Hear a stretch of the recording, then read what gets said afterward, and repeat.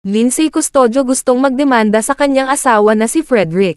Ang dating actress na si Lindsay Custodio ay ikinuwento na sa unang araw pa lang ng kasal nila ni Frederick ay may pagsisisi na kung bakit niya pinakasalan ang non-showbiz boyfriend na si Frederick Cale. Narito ang mga pahayag ni Lindsay at kung bakit gusto niyang hiwalayan at magdemanda ang lalaking kanyang pinakasalan.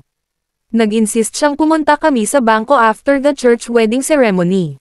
Ang mga tseke sa bangko na clear na at cash gifts ang pinambayad sa credit card niya.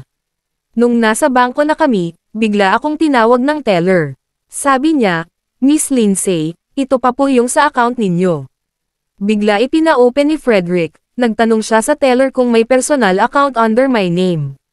Sinabi ko sa kanya, "Puwid ba yung pera sa personal account ko, akin na lang, so I can use it for my personal expenses, like, emergency fund." Sabi niya, hindi. I-withdraw mo yan. Dapat dyan ibayad mo sa credit card. Ang lakas ng boses niya. Siyempre, nagtitinginan yung mga tao. Ang takot ko noon, baka may mag-video sa amin, tapos i-post. Doon naman po sa reception, after the program was done, kinuha niya rin ang cash gifts na ibinigay sa amin at yun ang ipinambayad niya sa additional expenses. To make it worse, it was witnessed by some of our guests and principal sponsors. Hiyang-hiya po talaga ako sa sarili ko. Nagsisisi na ako noon, bakit ganito yung napangasawa ko?